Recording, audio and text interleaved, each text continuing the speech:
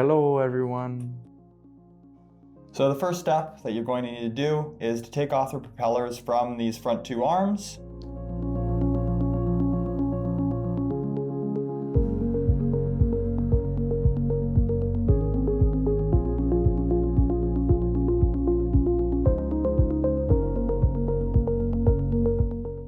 Holy cow. Yeah, they're pretty tight a lot of the time.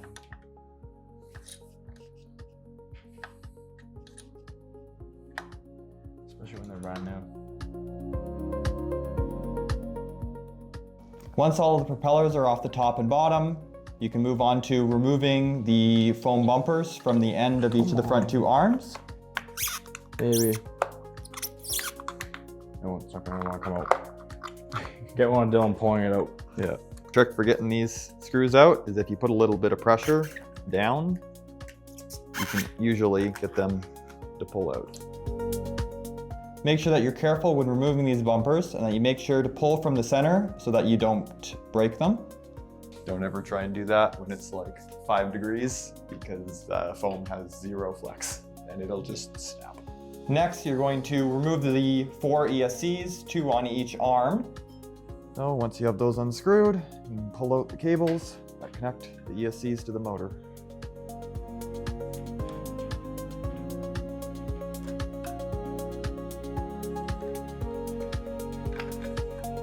This will make this a little bit nice for this guy and cut the stickers instead of ripping them.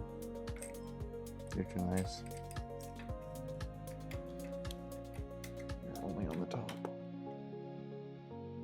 Next, you're going to remove the screws from the top and bottom of the ESCs and pull them off the arm.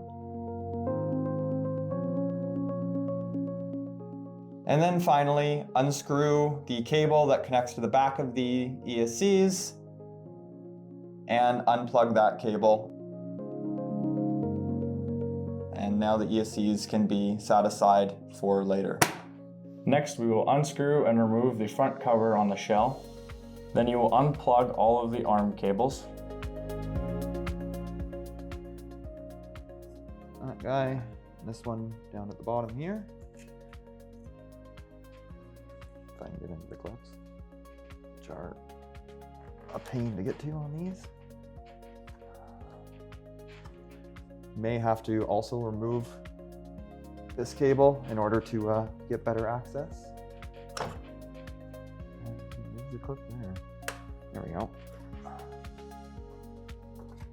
Okay, and then same on the other side. In this video, we remove the ESCs first and then unplug the arm cables. However, you may find it easier to unplug the arm cables first and then remove the ESCs.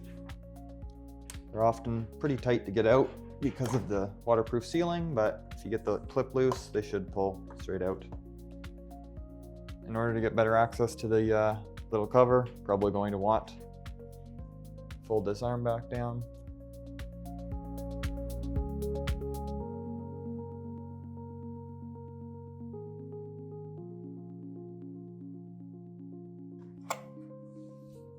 Make sure before you start pulling any of these cables through the arms that you remember to take out this little screw here that holds on the arm lock detector. Remove the dark gray cable cap that covers the cables going into the front cover. You can kind of pull from the front and push in on the back, get that to pop out. And then make sure those ESC cables are into the arm. You should be able to slide this cable all the way out through that hole. Might catch on a few things along the way, but just got to keep wiggling it. Because it gets caught on the little latch. They both try and come out at the same time.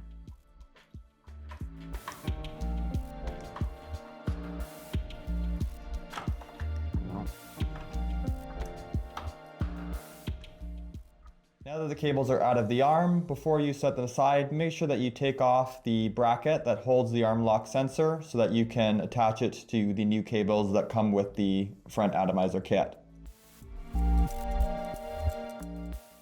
Before beginning reassembly, you will also need to take the cap off of the bottom of the motor. This cap is often siliconed on, so you may need a wrench in order to get it removed. Now moving into the reassembly process, first step is going to be reattaching that bracket that you just took off of the old cable onto the new arm cables.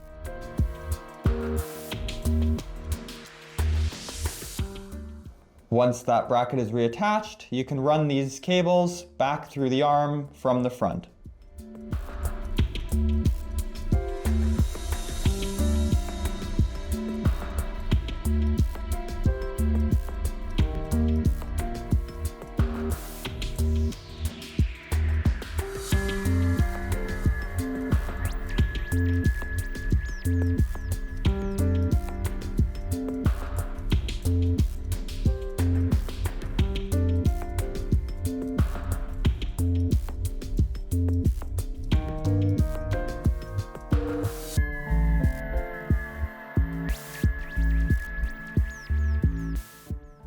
Make sure that this little arm lock detector, you're going to want to have that cable with a little bit of a bend. Slide this through. You have to slide that on the top there.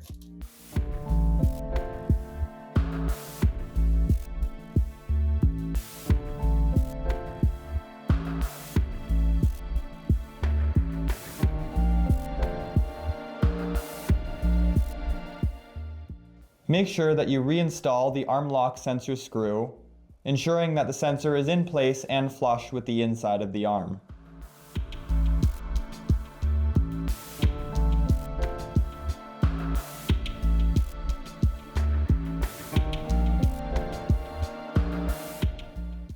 Route the arm cables through the arm and push the two ESC connectors out of the correct holes by aligning the shape of the cable's end with the shape of the hole.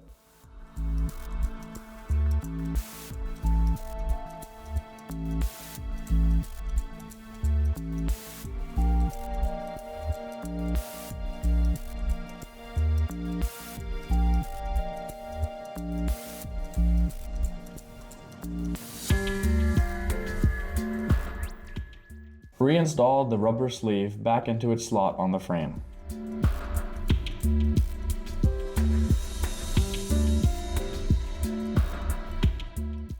So, got the arm hose to put in next, and you want to make sure that you take the bending end and put that in first. Kind of slide it along the bottom of the arm here. All the way until you can see it starting to come out at that end. You might have to get it past a couple things. There we go. And then this is where the difficult part comes. Open the arm all the way back up here. Try and get this hose to bend around this corner here. You can kind of use this little spot on the end in order to bring it around. And then you might have to use a tool to try and pry it up off the inside there. Get it to slide that last little bit. Just like that. And then bring that out. Make sure you leave enough down at the end so that you can get it hooked up. Take the atomizer assembly and make sure to add the lower propeller cap to it. Then route the cable and hose up through the center of the lower motor. Thread first that cable and then the hose following it. And you might have to kind of stick your fingers down in there in order to make sure that it comes up through that hole in the center. Bringing them out the end of the arm. Point the atomizer assembly towards where the arm attaches to the frame and push it up onto the motor. It has a little slot that you have to line up. As long as that atomizer is pointing in towards the exact same direction as the arm, and it should line up there. Tightening the nut until it is flush with the motor. Take the included U-joint and nuts out of their packaging. Put one of the hose nuts onto the hose that you ran through the arm previously. Then push the U-joint onto this hose until it is fully seated.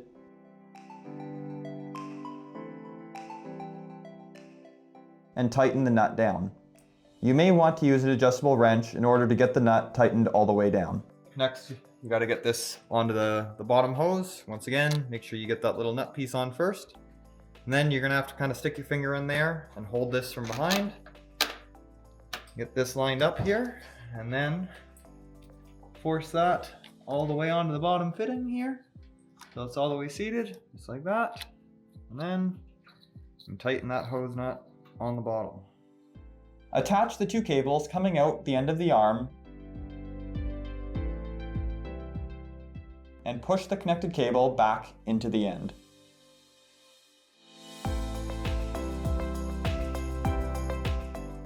Okay, next up, you're going to be putting those ESCs back on.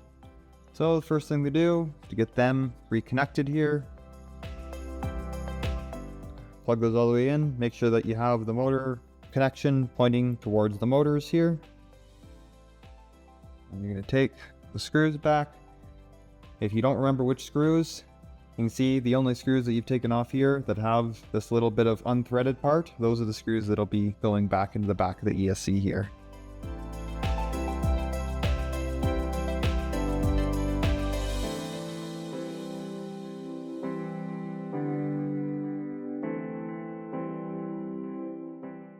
So once you have both those ESCs connected, you're gonna have to pull these cables back through the arm, and that'll kind of bring both of these ESCs back up where they're supposed to be.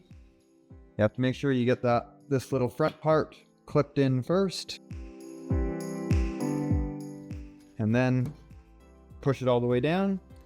And you can take those screws and put them back in the top and bottom there. Once those ESCs are mounted again, you can plug the motors back in. Nothing to mess up here. Whichever side has the cable, that's the side you plug it into, and then same on the other side. Plug that in, and then screw those cables back down. Once you got everything connected back down at the end of the arm, you need to get all these cables reconnected back here in the body. So first, you're going to put on that bottom one, white cable here. Make sure you plug it all the way in until it clicks. Like that. And then you can take this one that we unplugged back at the beginning, plug that back in there to the middle. And then finally, this red and black ESC cable, plug back in at the top up here. Make sure that you get that seated all the way in there. It can be a little bit of a pain sometimes, as the tape gets in the way. And then you tape on there, make sure you get that slid out of the way. You can also take it completely off if you need to. And then get that cable back in there. Make sure it plugs all the way in and clicks.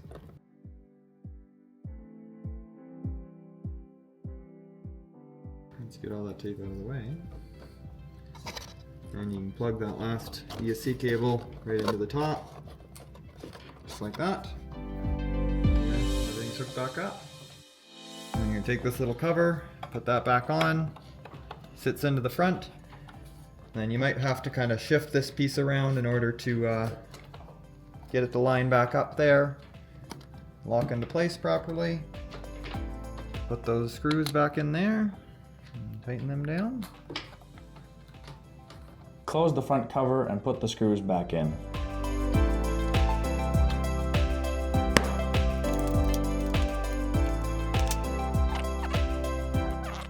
Okay, almost at the last step here. Next, you're gonna have to change out this old hose where it just ran to the back and replace it with the new piece here that comes with the kit. So to do that, I'm just gonna take both these wing nuts off. These can be on there pretty tight sometimes.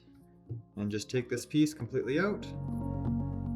You can take that piece, connect it into the back with the long end heading towards the front, and reattach that back hose again, and tighten that one down too. Be sure to install the included hose clip into the bottom of the frame to hold the T-fitting. There's a little hole in the frame down here you can put this clip up into. And then, swivel that out there, you can clip this piece up into there in order for storage. But before we put that up permanently, we're going to take the other end here. You've got that hose coming from the front that you just installed. Throw that last hose nut on there, and you're going to connect that in. Okay, make sure you get that piece seated all the way down in there, and then tighten that wing nut. Clip that back up into that hose clip, along with the rear hose, and everything should sit nice and tight along the frame there.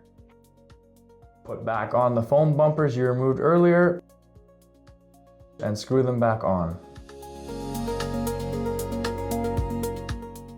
And lastly, you will reattach your propellers. When you're putting the propellers back on, make sure that you put the right propellers in the right spot. So on the T50, there's 4 different types of propellers. You have upper clockwise and counterclockwise, and then lower clockwise and counterclockwise. And so you can see we've got lower clockwise here. And the easiest way to make sure that you're putting the right propellers in the right spot is if you look up at the top of the arm here, where it connects to the drone, you can see M1, which is going to be the top, is going to be counterclockwise, meaning you have upper counterclockwise, and then M5 on the bottom there is going to be your lower propellers. So in this case, you have lower clockwise propellers. So always make sure that you check that and that you're putting the right propellers in the right spot.